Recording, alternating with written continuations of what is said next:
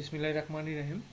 আজকে নতুন টিউটোরিয়ালে সবাইকে স্বাগতম। আজকে একটা গুরুত্বপূর্ণ বিষয় নিয়ে আলোচনা করব, যেটা প্রায় সময় পরীক্ষায় আসে। সাধারণত ঘ নম্বর প্রশ্নে আসে এবং খ নম্বর প্রশ্ন অনেক সময় আসে। তো খুবই একটা গুরুত্বপূর্ণ বিষয়, এই জিনিসটা জানা আমাদের দরকার। এমনি রিয়েল টাইম মানে রিয়েল লাইফে আমাদের হচ্ছে এটা জানা দরকার। দেখো, আমরা আজকে পড়বো যে ওয়েবসাইট, আমরা যে এই অধ্যায়টা পড়তেছি যে ওয়েব ডিজাইন বা ওয়েবসাইটের এইচটিএমএল কোড লেখা বা যাবতীয় বিষয়গুলো আমরা শুনতেছি প্রথম থেকেই।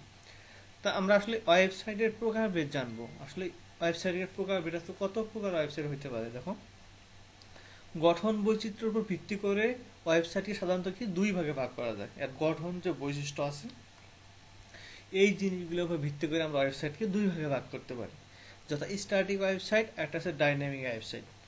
স্ট্যাটিক ওয়েবসাইট অথবা ডাইনামিক ওয়েবসাইট। ডাইনামিক ওয়েবসাইটকে আমরা অনেক সময় রেসপন্সিভ ওয়েবসাইটও বলি।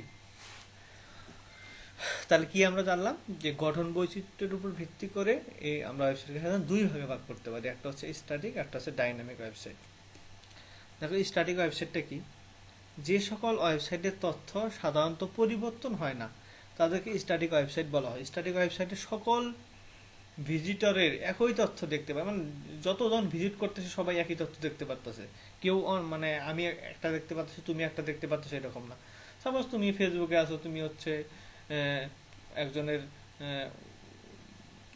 টাইম লাইন দেখতেছে, আরেকজন আবার আরেকটা পেজের ভিতরে আছে, কেউ আবার হচ্ছে কারো প্রোফাইল ঢুকে অন্য কাজ করতেছে, এরকম না। মানে এইটা হচ্ছে সবাই একটা জিনিস দেখতে পারবে, কারণ এই ধরনের ওয়েবসাইটে কোনো এডমিন প্যানেল থাকে না। অর্থাৎ তথ্য যুক্ত, আপডেট এবং ডিলিট করার জন্য কোড পরিবর্তন করতে হয়, পুরো কোড পরিবর্তন করতে হবে।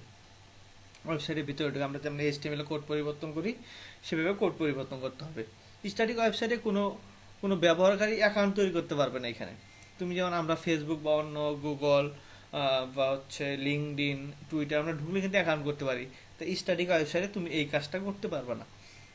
কোনো মন্তব্যও করতে পারো না। দেখো, আমরা ফেসবুকে কমেন্ট করতে পারি, বা দেখো যে প্রথম আলোর বিভিন্ন পত্রিকার মধ্যে আমরা কমেন্ট করতে পারি, আর টুইটারে বিভিন্ন সামাজিক যোগাযোগ মাধ্যম যেগুলো আছে, তাছাড়া বিভিন্ন ব্লগ আছে, আমরা সেখানে কি করতে পারি, আমরা আমাদের মতামত জানাইতে পারি। কিন্তু এইখানে তুমি সেই কাজটা করতে পারবে না। এটা কিন্তু একটা বড় একটা পয়েন্ট, যে তুমি এইখানে কোনো মন্তব্য করতে পারবে না, মন্তব্য করার জায়গা থাকবে না, কমেন্ট করার। কোনো ব্লগ পোস্ট বা কোনো ইন্টারঅ্যাক্টিভিটি নেই এখানে। ব্লগ তুমি হচ্ছে কোনো ওই রকম যে সাথে সাথে তোমার রেসপন্স পরিবর্তন করবে, বা হচ্ছে কোনো ব্লগ পোস্ট আইপিএস যে আমি বললাম যে ব্লগ কমেন্ট, এই ধরনের কাজ তুমি করতে পারবে না এখানে। স্ট্যাটিক ওয়েবসাইট তৈরি করার জন্য কোনো প্রোগ্রামিং ভাষার প্রয়োজন পড়ে না। এইখানে দেখো, কোনো প্রোগ্রামিং ভাষার প্রয়োজন পড়বে না, কারণ এই ধরনের ওয়েবসাইট কোনো ফাংশনালিটি থাকে না, এটা কোনো ফাংশনালিটি থাকবে না। ধর একটা পেজ টাইপ, যে তুমি ঢুকে তথ্যগুলো দেখলা যে কি কি আছে, ল্যান্ডিং পেজ টাইপের।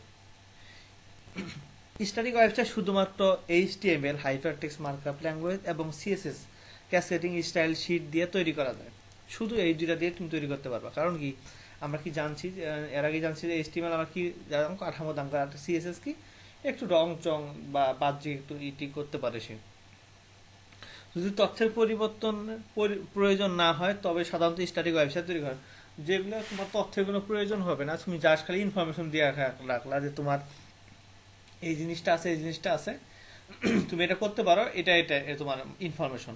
এই ধরনের ওয়েবসাইটগুলোকে সাধারণত স্ট্যাটিক ওয়েবসাইট তৈরি করে, কারণ এখানে খরচ কম, আর বিভিন্ন সুবিধা আছে, তুমি সহজে এটা পরিচালনা করতে পারবা।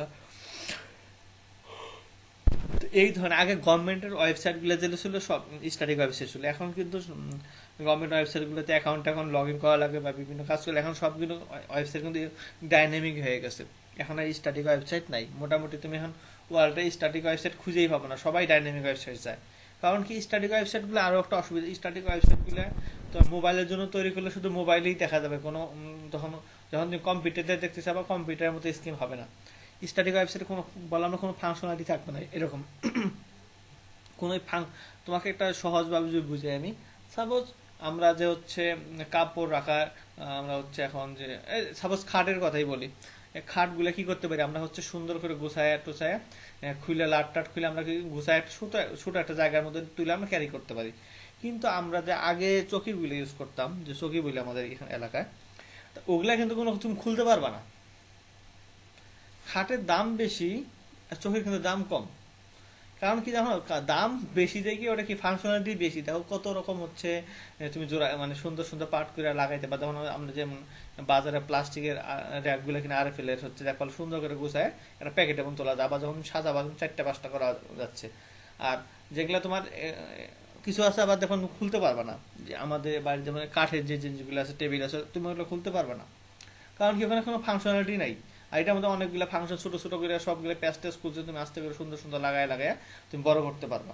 তার মানে কি, যেটার মধ্যে ফাংশনালিটি বেশি সেটা দাম বেশি পড়বে, সেটা ম্যানেজ করা একটু কঠিন হবে। আর যেটা একেবারে দরকার, আমার এই জায়গা তুমি ফিক্স করে নিলে যে এইটুকের মধ্যে আমার লাগবে, সেটার কোনো ফাংশনালিটি দরকার নেই। স্ট্যাটিক ওয়েবসাইট এইরকম, যেটা পরিবর্তন হবে না, যেরকম আছে ওই রকমই থাকবে। আর ডাইনামিক মানে কি, তুমি পরিবর্তন করতে পারবো। তুমি আমার 5টা থাক আছে, সে 5টা আছে, 5টা থেকে আমি একটা খুলে নিলাম, 4টা দিলাম, এইরকম যে তুমি পরিবর্তন করতে পারবা।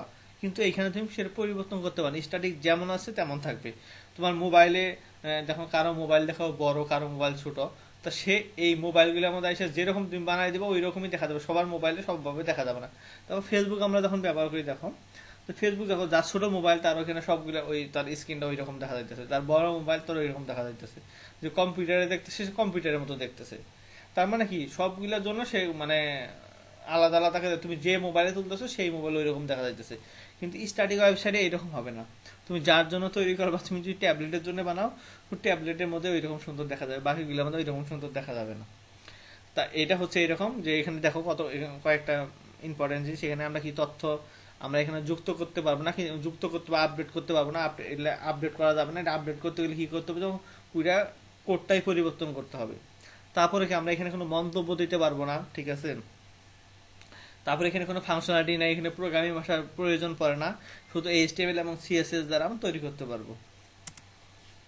তো দেখো স্ট্যাটিক ওয়েবসাইট, এখানে দেখো একটা ক্লায়েন্ট বা ব্রাউজার আমরা যেটা ইউজ করি, আমরা জানি যে যে ব্যবহার তাকে ক্লায়েন্ট বলা হয়। এখানে দুইটা সার্ভার থেকে আসে, মাঝখানে কোনো অন্য কিছু, জাস্ট ক্লায়েন্ট থেকে সার্ভারে মানে ফাইলটা জমা আছে, এখান থেকে দেখা যাবে, আর কোনো জায়গায় সে যাইতে হবে না তাকে।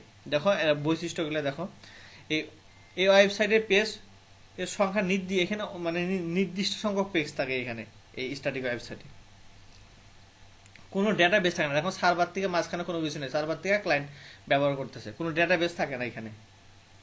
এখানে একটা ইম্পর্টেন্ট ফ্যাক্ট, এখানে কোনো ডেটাবেস থাকে না, কেবলমাত্র সার্ভার থেকে ক্লায়েন্টে একমুখী কমিউনিকেশন হয়। দেখো এখান থেকে শুধু সার্ভার থেকে ক্লায়েন্টে আসে, কিন্তু ক্লায়েন্ট থেকে সার্ভার যাইতে পারে না এখানে। দেখো এটা হাফ ডুপ্লেক্স মোডে ডাটা ট্রান্সফার হয়, যখন হচ্ছে এখানে রিকোয়েস্ট পাঠায়, তো এখানে রিকোয়েস্ট আসে হাফ ডুপ্লেক্স মোডে, একসাথে দুটো চলতে পারবে না এখানে। আমরা হাফ ডুপ্লেক্স ফুল ডুপ্লেক্স এটা কি জানি। তারপরে এখানে কি কোনো প্রোগ্রামিং ভাষার প্রয়োজন নাই। আর স্ট্যাটিক ওয়েব পেজের এক্সটেনশন হচ্ছে .html অথবা .htm। স্ট্যাটিক আসছে যখন আমরা ওয়েবসাইট আমরা যেমন বিভিন্ন পেজগুলো ডিজাইন করি, আমরা কি .html অথবা .html দিছি, তখন আমরা কোনো লিঙ্কে ঢুকবো, দেখবো বলা আমরা যে বিভিন্ন ওয়েবসাইটের লিঙ্কগুলোর মধ্যে ঢুকি, তুমি হচ্ছে বিভিন্ন পেজের মধ্যে দেখো এমনিতে হচ্ছে যে স্ট্যাটিক ওয়েবসাইট লেখা থাকবে .html লাস্টে। আর যদি এখন মনে করো হচ্ছে আমরা এখন যে ওয়েবসাইটগুলো ইউজ করি সেগুলো সেগুলো থাকবে না। আমি একটু পরে হচ্ছে স্ক্রিনে দেখানোর চেষ্টা করবো যে একটা ওয়েবসাইটে যদি ওইরকম দেখানোর পসিবল থাকে দেখার, আমার ওইরকম ওয়েবসাইটে এক্স্যাক্টলি এখন নাম মনে নাই, আমি চেষ্টা করবো আমরা খোঁজার জন্য। দেখো এখানে ব্যাক ইন থাকে না, শুধু ফ্রন্ট ইন থাকে। ব্যাক ইন দেখো ওয়েবসাইটে দুইটা অংশ থাকে, একটা হচ্ছে ফ্রন্ট ইন, একটা হচ্ছে ব্যাক ইন। ব্যাক ইন বলতে হচ্ছে ওয়েবসাইটের ভিতরে আমরা যে ওয়েবসাইটের সোর্স ফাইলগুলো দেখি, ভিতরে যে কাজটা করে, যে ফাংশনালিটি এগুলো থাকে। আর ফ্রন্ট ইন মানে আমরা যে বাইরে যে তার চকচকে সুন্দর জিনিসগুলো দেখি, বা যে গ্রুপ যেটা সেটাকে বলা হয় ফ্রন্ট ইন। আর ব্যাক ইন মানে ভিতরে, যেমন হচ্ছে আমি উদাহরণ দিই সবসময়, যে আমরা যখন একটা হোটেলে যাই, আমরা হোটেলের মধ্যে যখন সুন্দর সুন্দর যে হোটেল, যেমন হচ্ছে তুমি ভালো ভালো হোটেল যদি যাও, দেখো দেখো যে তাদের ডেকোরেশন কত সুন্দর ভিতরে, আর যখন তুমি তাদের রান্না করে ঢুকে থাকবা দেখো অবস্থা খারাপ। তো এটা হচ্ছে একই অবস্থা, যে সামনের যেটা আছে যেটা চকচকা যাবো সেটা হচ্ছে ফ্রন্টিন, আর যে পিছনে যে মেন যে আসল যে যেখান থেকে কাজটা হচ্ছে সেটা হচ্ছে ব্যাকইন। তো রান্না বান্না হোটেলে কিন্তু সব ওই ভিতরেই হয়, তো ওইটাই হচ্ছে ব্যাকইন্ডের অবস্থা। ব্যাকইন্ডের অবস্থা সব জায়গায় একই অবস্থা এরকম।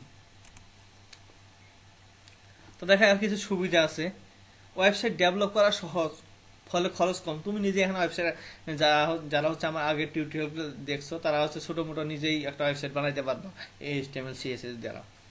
দেখো খুব দ্রুত লোড হয় এখানে, যদি কোনো প্রোগ্রামিং ভাষা থাকে না, শুধু HTML আর CSS কোড, খুব দ্রুত এখানে লোড হবে ওয়েবসাইটটা। সহজে ওয়েব পেজের লেআউট পরিবর্তন করা যায়, যেহেতু এখানে কোনো প্রোগ্রামিং ভাষা নাই, কোনো ওই রকম বড় কোনো কিছু থাকে না, তুমি সিম্পল কিছু থাকে HTML আর CSS কোড, তুমি চাইলে এখানে আর হচ্ছে লেআউট বলো ওয়েবসাইটের যে হচ্ছে কাঠামোটা আছে তুমি পরিবর্তন করতে পারবা। ডেটাবেস না থাকা অধিক নিরাপদ, এখানে যেহেতু ডেটাবেস থাকে না, অথবা এই ওয়েবসাইট হচ্ছে নিরাপদ থাকলে, ডেটাবেস থাকলে এখানে সাইবার অ্যাটাক বা বিভিন্ন অ্যাটাক হওয়ার সম্ভাবনা আছে, বা ডেটাবেস নষ্ট হওয়ার সম্ভাবনা আছে, এগুলা ঝামেলা আছে। কিন্তু এইখানে এই ওয়েবসাইটে যেহেতু এগুলো ডেটাবেস থাকে না, তাহলে কি বলতে পারবো আমরা, এটা তুলনামূলকভাবে অনেক নিরাপদ। তারপর দেখো এর সুবিধাগুলো দেখো, অসুবিধাগুলো দেখো। এই ওয়েবসাইটে তথ্য যুক্ত, আপডেট ও ডিলিট করার জন্য কোড পরিবর্তন করতে হবে ডাইরেক্ট তোমাকে ওয়েবসাইটে। ওই যে আমরা যে কোড, আমরা যে HTML কোড লাগি সেখানে যাই পরিবর্তন করতে হবে, তাছাড়া উপায় নেই। তারপর দেখো ব্যবহারিক কাছ থেকে তুমি ইনপুট না, তুমি ব্যবহারিক কাছ থেকে যারা ইউজার তাদের কাছ থেকে কিন্তু তুমি ইনপুট নিতে পারবা না এখানে, মন্তব্য বা ইনপুট নিতে পারবা না এখানে। তারপর দেখো ওয়েবসাইটের তথ্যাবলী বেশি হলে নিয়ন্ত্রণ করা কঠিন হয়ে যাবে। এখানে যদি ওয়েব পেজগুলো সাধারণত কম ওয়েব পেজের জন্য তৈরি করা হয়, যদি অনেক ওয়েব পেজ হয় তাহলে সেক্ষেত্রে তুমি এটা নিয়ন্ত্রণ করা কঠিন হয়ে পড়বে এটা। আরেকটা অসুবিধা হচ্ছে এই ওয়েবসাইটে কোনো ফাংশনালিটি থাকে না, বা ফাংশনালিটি তুমি যোগ করতে পারবে না, ফাংশন যোগ করতে পারবে না, বা তোমার আলাদা এক্সট্রা কিছু ওই রকম অ্যাডভান্স কোনো ফাংশন তুমি এখানে যুক্ত করতে পারবে না, মানে মেইলে কোনো ফাংশনই তুমি যুক্ত করতে পারবে না এখানে। তো এইগুলো হচ্ছে স্ট্যাটিক ওয়েবসাইটের বৈশিষ্ট্য, সুবিধা অসুবিধা। এখন দেখো আমরা আসি ডাইনামিক ওয়েবসাইট। ডাইনামিক ওয়েবসাইট দেখো কি, যে সকল ওয়েবসাইটের তথ্য সাধারণত পরিবর্তনশীল তাদেরকে ডাইনামিক ওয়েবসাইট বলা হয়। ডাইনামিক ওয়েবসাইটের তথ্য ভিজিটর, সময়, টাইম জোন, ভিজিটরের মাতৃভাষা এবং অন্যান্য বিষয়ের উপর ভিত্তি করে পরিবর্তন হয়। তুমি কিছু ওয়েবসাইটে ঢুকবা, দেখো তুমি যে বাংলাদেশে ঢুকছো, তোমার বাংলাদেশ ওখানে দেখা যাচ্ছে তোমার কারেন্সিগুলো চেঞ্জ হয়ে যাচ্ছে। তারপরে তোমার ওয়েবসাইটে এখন বিভিন্ন ওয়েবসাইট বিভিন্ন মাল্টি হচ্ছে ল্যাঙ্গুয়েজ ইউজ করে, তোমার ভাষাগুলো তোমার ওই দেশ অনুযায়ী চেঞ্জ হয়ে যাচ্ছে। আমরা গুগল ক্রোম দিয়ে হচ্ছে এটা করতে পারি, অনেক সময় এটা ভাষা চেঞ্জ করতে পারি অটোমেটিক্যালি, তুমি যে দেশে আসো সেই দেশে ইংলিশে ভাষা ট্রান্সফার করে দিবে। তো এইরকম মাল্টি ল্যাঙ্গুয়েজ তুমি পরিবর্তন হবে এগুলা। তারপর ডাইনামিক ওয়েবসাইটের তথ্য ওয়েবসাইট চালু অবস্থায় সহজে পরিবর্তন করা, তুমি চাইলে এখান থেকে তথ্য পরিবর্তন করতে পারবা। যেমন আমরা ফেসবুকে ঢুকে আমরা কিন্তু আমাদের মতো আমরা প্রোফাইল সাজায় নিতে পারি যার মতো শেষে, কারণ শেষে নিজে এখানে ডাইনামিক ওয়েবসাইট। আরো বিভিন্ন ওয়েবসাইট যেগুলোতে আমরা অ্যাকাউন্ট করতে পারি, সবগুলো আমাদের মন মতো পরিবর্তন করতে পারি, কারণ এই ধরনের ওয়েবসাইটে এডমিন বা ইউজার প্যানেল থাকে। আর স্ট্যাটিক ওয়েবসাইটে এডমিন বা ইউজার প্যানেল ছিল না, আমি লগ ইন করলে আমি এডমিন বা ইউজার প্যানেল পাবো এখানে। একজন এডমিন বা ব্যবহারকারী তার প্যানেল থেকে কোড পরিবর্তন না করেই তথ্যযুক্ত আপডেটও ডিলিট করতে হবে। তুমি হচ্ছে ফেসবুকে চাইলে একটা ছবি আপলোড দিতে পারবা, ডাউনলোড দিতে পারবা, এত সহজ না যে তুমি ছবি একটা চাইলেই হচ্ছে ডাউনলোড হয়ে গেল। এগুলা বিভিন্ন কোডের মাধ্যমে হয়, কিন্তু আমরা শুধু ওইগুলো আমরা তো ভিতরের টুক দেখি না, আমরা শুধু বাইরের টুক দেখি দেখে আমরা বুঝতে পারি না, এগুলো অনেক জটিল প্রক্রিয়ার মাধ্যমে হয়। তারপর দেখো ডাইনামিক ওয়েবসাইট ব্যবহারকারী অ্যাকাউন্ট তৈরি করতে পারবো, মানে আমরা বললাম যে এখানে অ্যাকাউন্ট তৈরি করতে পারবো, আমরা মন্তব্য করতে, আমরা দেখো ফেসবুক বা প্রথম আলো বা বিভিন্ন ওয়েবসাইটগুলো আমরা কি মন্তব্য করতে পারি, ব্লগ পোস্ট বা ইন্টারঅ্যাক্টিভ হয়ে থাকে এগুলা, তুমি ব্লগ পোস্ট করতে পারবা। এগুলো আরো হচ্ছে ওই রকম যে তোমাকে হচ্ছে আকৃষ্ট করবে এইরকম টাইপের ওয়েবসাইট। এগুলো ডাইনামিক ওয়েবসাইট তৈরি করার জন্য প্রোগ্রামিং ভাষার প্রয়োজন পড়বে, এখানে তোমার প্রোগ্রামিং ভাষা লাগবে। HTML CSS তো লাগবেই, কারণ HTML CSS তোমার ওয়েবসাইটটার কাঠামো প্রদান করবে। এর সাথে সাথে ওইগুলা কিন্তু ওই দুটা কিন্তু লাগবেই তোমার, ওই দুটা ছাড়া তুমি ওয়েবসাইট লিখতে পারো, ওই দুটা তোমার লাগবেই, মাস্ট বি। তারপরে কি এই ওইগুলার পরেও তোমার কি লাগবে, ওই দুটার পরেও তোমার লাগবে কি প্রোগ্রামিং ভাষা লাগবে। কারণ এই ধরনের ওয়েবসাইটে অনেক ফাংশনালিটি থাকে, অনেক ফাংশন থাকবে এখানে, যেমন আলাদা আলাদা প্রতিটার জন্য আলাদা আলাদা ফাংশন থাকবে। ডাইনামিক ওয়েবসাইট তৈরি করার জন্য HTML CSS এর সাথে স্ক্রিপ্টিং ভাষা যেমন হচ্ছে PHP, ঠিক আছে, তারপর হচ্ছে এই যে ASP.NET, তারপরে হচ্ছে JSP আছে ইত্যাদির সাথে ডেটাবেস যেমন হচ্ছে MySQL, SQL, Oracle ইত্যাদি ডেটাবেস ব্যবহার করা হয়। এগুলা হচ্ছে প্রোগ্রামিং ভাষা থাকবে, প্লাস হচ্ছে MySQL আছে, SQL, Oracle বিভিন্ন ইত্যাদি ডেটাবেস ব্যবহার করতে হবে। যদি প্রতিনিয়ত তথ্যের পরিবর্তন প্রয়োজন হয়, যদি তোমার তথ্যগুলো পরিবর্তন করার প্রয়োজন পড়ে প্রতিনিয়ত, সাধারণত ডাইনামিক ওয়েবসাইট তৈরি করা হয়, যেগুলো প্রতিদিন যেমন হচ্ছে দেখো বিভিন্ন নিউজ পোর্টাল যেগুলো সংবাদপত্র, এগুলো প্রতিদিন দেখো না, মিনিটে মিনিটে এদেরকে আপডেট করতে হয়। তো সেক্ষেত্রে কি করতে হবে, ডাইনামিক ওয়েবসাইট ব্যবহার করতে হবে। তারপর ধরো সামাজিক যোগাযোগ, ফেসবুক, আমরা ফেসবুকে কি প্রতি সেকেন্ডে দেখো হাজার হাজার পোস্ট হইতেছে, পরিবর্তন হইতেছে।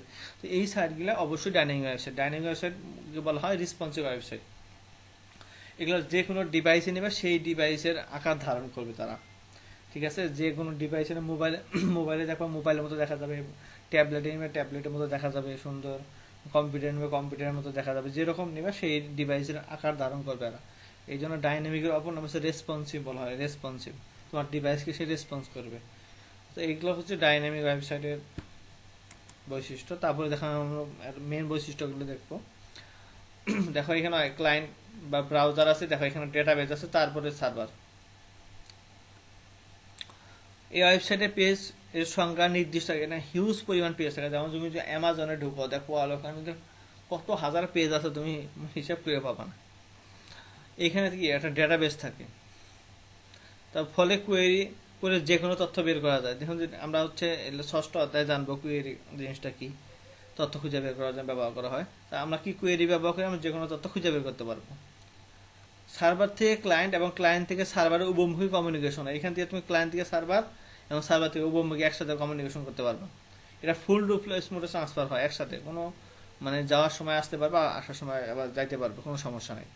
আর ডাইনামিক ওয়েব পেজে এক্সটেনশন, আমরা তো একটু আগে শিখলাম কি বললাম, এইচটিএমএল অথবা এইচটিএমএল, এখানে থাকবে ডট পিএইচপি থাকবে, ডট এএসপি থাকবে, ডট জেএসপি। যেমন বিভিন্ন তুমি অ্যাকাউন্ট খুলতে যাবা, দেখো বলা যে লাস্টে এরকম লেখা আছে, ডট পিএইচপি লেখা আছে, বিভিন্ন হচ্ছে ওয়েবসাইটের দিকে দেখবা লাস্টে এরকম। তার মানে কি এগুলা হচ্ছে ডাইনামিক পেজের এক্সটেনশন, আমরা বুঝতে পারবো দেখিয়ে। এর ফ্রন্টিন এবং ব্যাকইন উভয়ই থাকবে। আমরা স্টাডি ওয়েবসাইটে কি দেখলাম যে শুধু ফ্রন্টিন থাকবে, ব্যাকইন থাকবে না। এখানে ব্যাকইনটা থাকবে, কারণ এই যে ডাটাবেস থাকবে, প্রোগ্রামিং ভাষা থাকবে না, ব্যাকইনটা দরকার আছে। আর কি এটা প্রোগ্রামিং ভাষা দরকার আছে, আমরা তো জানি, দেখলাম যে হচ্ছে পিএসপি লাগবে, ডট নেট আছে, ওরাকল আছে, সরি ওরাকল না, হচ্ছে এএসপি আছে। তা দেখো এর সুবিধাগুলো কি কি থাকতে পারে। এই ওয়েবসাইট চালু অবস্থায় কোড পরিবর্তন না করে খুব সহজে তথ্য যুক্ত করতে পারবে, আপডেট করতে পারবে, ডিলিট করতে পারবে। কোনো কোড পরিবর্তন করার দরকার নেই তোমার। নির্দিষ্ট ব্যবহারকারী নির্ধারিত ওয়েব পেজ প্রদর্শনের ব্যবস্থা করা যায়। যেমন আমি চাইলে ফেসবুকে আমার জন্য একটা প্রোফাইল আছে, আমি যখন অ্যাকাউন্ট করবো আমার নামে একটা পেজ তৈরি হবে ফেসবুকে, প্রোফাইল আমার নাম দিয়ে সবকিছু, আমার সবকিছু আমার থাকবে আমার জন্য। তো দেখো এটা প্রদর্শনের ব্যবহারকারী প্রোফাইল তৈরি করা যায়। অনেক বেশি তথ্য বলতে এখানে অনেক তথ্য দেখা হয়, ফেসবুকে কোটি কোটি তথ্য আছে এখানে। ব্যবহারকারীর কাছে ইনপুট নেওয়ার ব্যাপারে দেখো, আমি এখানে ইনপুট দিতে পারি, আমি ছবি আপলোড করতে পারি, গান আপলোড করতে পারি, ভিডিও এখানে দিতে পারি, তারপর হচ্ছে আমার বিভিন্ন তথ্যগুলি ইনফরমেশন এখানে ইনপুট দিতে পারি আমি। ওয়েবসাইটে যে কোনো ফাংশনালিটি যুক্ত, এখানে বিভিন্ন ফাংশনালিটি যুক্ত, ফাংশন যুক্ত থাকে, যেটা করলে এটা বিভিন্ন যে আমরা ওয়েবসাইটে যে কাজগুলো করি, যে সবকিছু ফাংশন দিয়ে করা হয় এগুলো সবকিছু। যে তুমি হচ্ছে ছবি করতে, তোমার কোন জায়গায় আছো, তোমার জায়গার নাম দেখাইতেছে, তোমার লোকেশন দেখাচ্ছে, তুমি ট্যাগ করতেছো, তুমি ছবি আপলোড দিতেছো, তোমার হচ্ছে তোমার ফ্রেন্ডগুলো যতগুলো আছে তারা ফেসবুকে অটোমেটিক্যালি ট্যাগ হইতেছে, এই সব কিছু একটা ফাংশন, এগুলো অবশ্যই ফাংশন যুক্ত করে দেওয়া আছে প্রোগ্রাম করে, তা না হলে এগুলো করতেছে কেমন করে। তো এগুলা ফাংশনালিটি যুক্ত থাকবে এই ডাইনামিক ওয়েবসাইটে।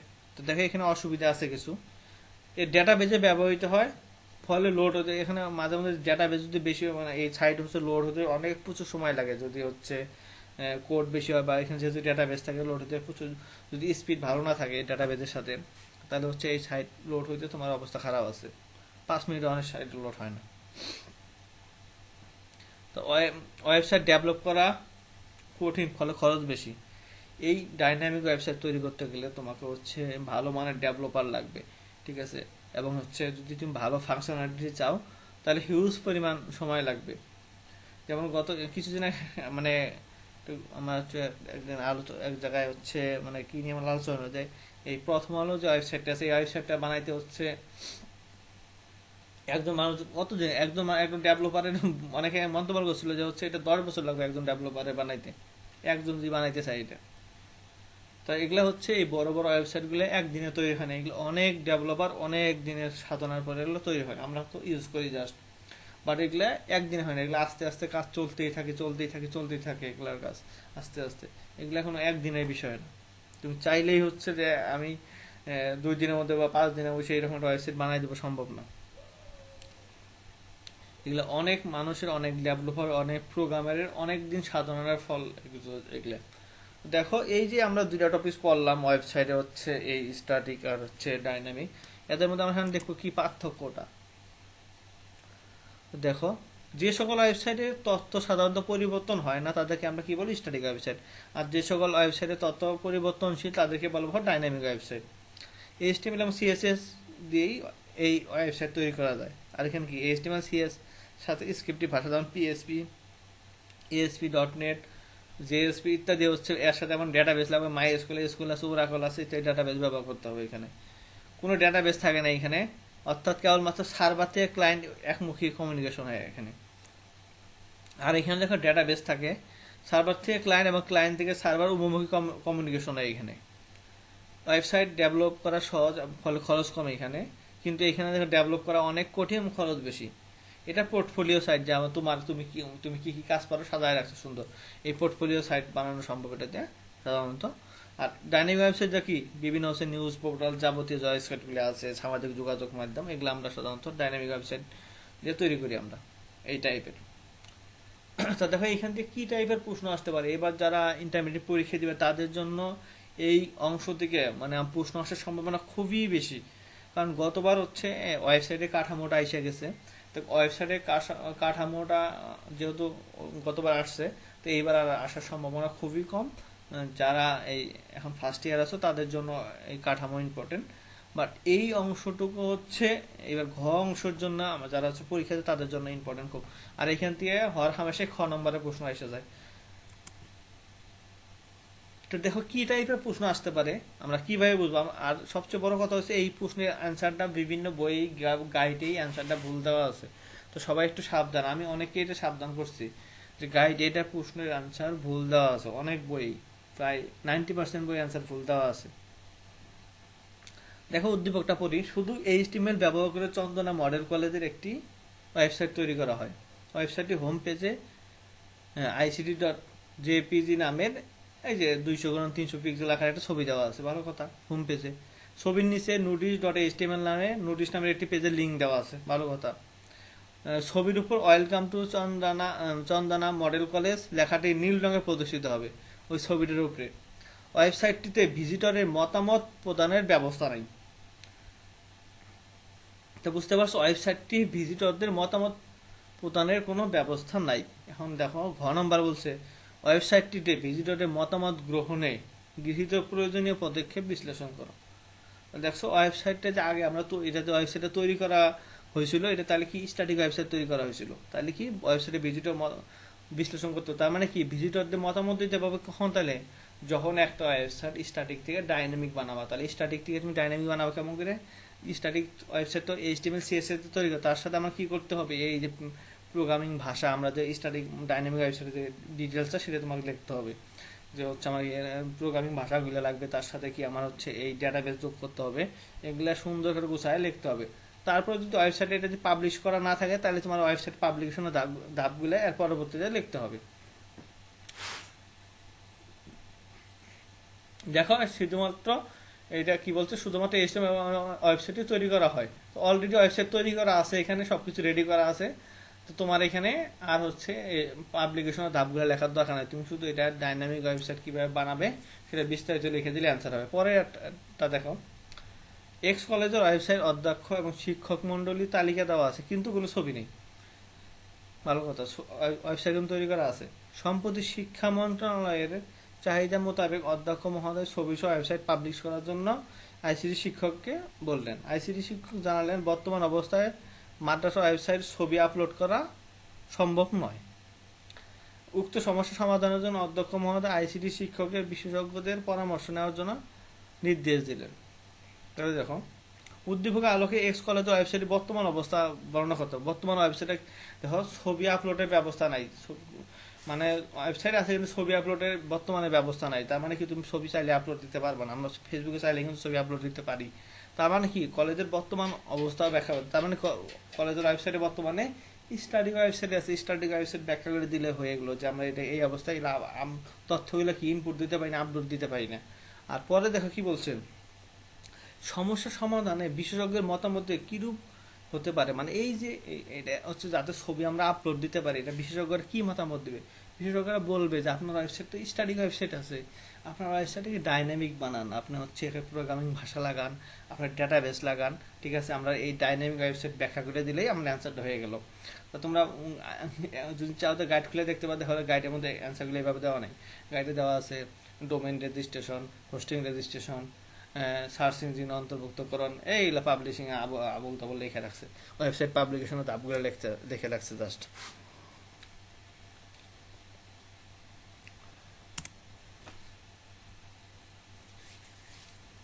তারপর দেখো, একাদশ শ্রেণীর শিক্ষার্থীদের দুইটি গ্রুপে ভাগ করে কলেজের নিজস্ব ওয়েবসাইট তৈরি করার জন্য বলা হলো। প্রথম গ্রুপ শুধুমাত্র HTML ও CSS ব্যবহার করে ওয়েবসাইট প্রস্তুত করলো, ভালো কথা। দ্বিতীয় গ্রুপ HTML CSS এর পাশাপাশি মাইস্কুল, PHP ইত্যাদি ব্যবহার করে ওয়েবসাইট তৈরি করলো। শিক্ষক মন্ডল দ্বিতীয় গ্রুপে ওয়েবসাইট কলেজের জন্য পছন্দ করেন। শিক্ষক মন্ডলীর কোন যুক্তিকতায় দ্বিতীয় গ্রুপে ওয়েবসাইটটি পছন্দ করেন বিশ্লেষণ করেন।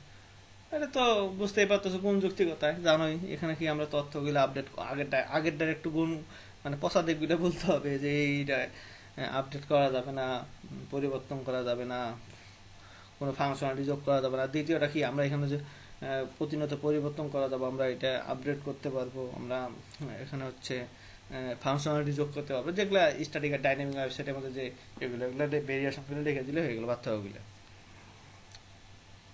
তারপর দেখো আরেকটা, এক্স বিদ্যালয়ের কর্তৃপক্ষ একটি ওয়েবসাইট তৈরির কথা ভাবছেন। কর্তৃপক্ষ একটি সফটওয়্যার ফার্মের 3 জন বিশেষজ্ঞকে ডাকলেন। বিশেষজ্ঞ দল 2 ধরনের সমাধান দিলেন। প্রথম পদ্ধতিতে খরচ কম বলছে, দেখো মনে রাখবা, কিন্তু নিয়মিত আপডেট করতে সমস্যা হবে। দ্বিতীয় পদ্ধতিতে খরচ বেশি কিন্তু নিয়মিত আপডেট করা যাবে। তাহলে বিশেষজ্ঞ দলের সমাধান দ্বয়ের মধ্যে কোনটি এক্স বিদ্যালয়ের জন্য উত্তম, বিশ্লেষণপূর্বক মতবদ্ধ। এখন তাদের জন্য কোনটা হচ্ছে আসলে ভালো হবে, অবশ্যই দ্বিতীয়টা ভালো হবে, কারণ এখানে কলেজের জন্য একটা ওয়েবসাইট বানাইতেছে। দেখো কলেজের মধ্যে প্রতিনিয়ত তথ্যগুলো আপডেট করতে হবে, তো স্টুডেন্ট চলে যাবে, স্টুডেন্ট আসলে তোমার এটা মাথায় রাখতে হবে যে আসলে কি ধরনের কোন প্রতিষ্ঠানে ওয়েবসাইট বানাইতেছে, তো কলেজের এগুলো পরিবর্তন করতে হবে প্রতি সময়ে। তার মানে কি এটা স্ট্যাটিক ওয়েবসাইট এখানে হবে না, এখানে অবশ্যই তোমার ডাইনামিক ওয়েবসাইট লাগবে। তো এই প্রশ্নগুলো দেখো একটু দেখো তোমরা, এগুলো হচ্ছে যারা এবার পরীক্ষা দিবা সবার জন্য, এই ফার্স্ট ইয়ার সেকেন্ড ইয়ার, বা এটা হচ্ছে যারা পরীক্ষা রিসেন্ট যাদের পরীক্ষার সামনে তাদের জন্য এই প্রশ্নটা খুবই ইম্পর্টেন্ট। এই ঘ নম্বর, এই মানে যদি এইরকম গ নম্বর হয়তো বা কোনো একটা কোড লেখা রাখতে পারে, টেবিল বানাইতে পারে, কিন্তু ঘ নম্বর এসে এই টাইপের প্রশ্নের অ্যান্সার দেওয়া লাগতে পারে। তারপর দেখো এখান থেকে খ নম্বর প্রশ্ন আসতে পারে, যেমন প্রতিনিয়ত পরিবর্তনশীল তথ্যের ওয়েবসাইট ব্যাখ্যা করো, এরকম টাইপ প্রশ্ন আসতে পারে। এটা খ নম্বরে লিখে দিলে প্রতিনিয়ত পরিবর্তনশীল আমরা জানি, এটা হচ্ছে ডাইনামিক ওয়েবসাইট ব্যাখ্যা করে দিলাম। তারপর আছে ডাইনামিক ওয়েবসাইট স্ট্যাটিক ওয়েবসাইটের তুলনায় সুবিধাজনক ব্যাখ্যা করো। তা আসতে পারে সুবিধাজনক মানে কি, এটা অবশ্যই সুবিধাজনক, আমরা অনেক এখানে যে তথ্যগুলো আপডেট করতে পারতেছি, তারপরে হচ্ছে তথ্য ডাটা ইনপুট দিতে পারতেছি, আর পরিবর্তন কোর্স ছাড়াই পরিবর্তন করতে পারছি এইগুলো। তারপরে স্টাডি আর ডাইনামিক ওয়েবসাইটের মধ্যে পার্থক্য, এটাও আসতে পারে। তো দেখো এটা হচ্ছে মোটামুটি খুব একটা ইম্পর্টেন্ট একটা টপিকস, তো খুবই মনোযোগ দিয়ে পড়তে হবে, ছোটো জিনিস, ঠিক আছে, ভালো করে। তা বইয়ের মধ্যে অনেক গাইডি অ্যান্সারটা ভুল দেওয়া আছে, তোমরা একটু এটা দিয়ে নজর দিবা, আমি আশা করি। অনেক খুঁজতে খুঁজতে হয়তো কোন একটা প্রশ্নের অ্যান্সার মানে সঠিক অ্যান্সারটা পাওয়া যাবা। আমি আমার যারা স্টুডেন্ট ছিল আমার যারা, তাদেরকে আমি অনেকবার এটা জিনিসটা বলছি, যারা হয়তো জানো না তাদের জন্য এটা হচ্ছে হয়তো নতুন কিছু। তো তোমরা একটু ভালো করে এটা দেখবা যে এই টাইপের প্রশ্নগুলোর অ্যান্সার কখনোই ওয়েবসাইট পাবলিকেশনের 4টা ধাপ লিখে দিলে হবে না। তুমি এগুলো যদি ওয়েবসাইটে পাবলিকেশন না করা থাকে, তাহলে এই বিষয়গুলো লেখার পরে যে ওই বিষয়গুলো যদি থাকে, যেমন হচ্ছে কোনো একটা প্রশ্ন এরকম ছিল যে এই যে যেমন এই প্রশ্নটা মতামত গৃহ প্রয়োজনীয় পদক্ষেপ বিশ্লেষণ করো, তো সেক্ষেত্রে তুমি হচ্ছে ওটা লেখার পর তারপরে তুমি পাবলিকেশন ধাপগুলো সুন্দর ছোটো করে জাস্ট পয়েন্ট আকারে লিখতে পারো 4টে। তো ঠিক আছে, আজকে এই পর্যন্তই।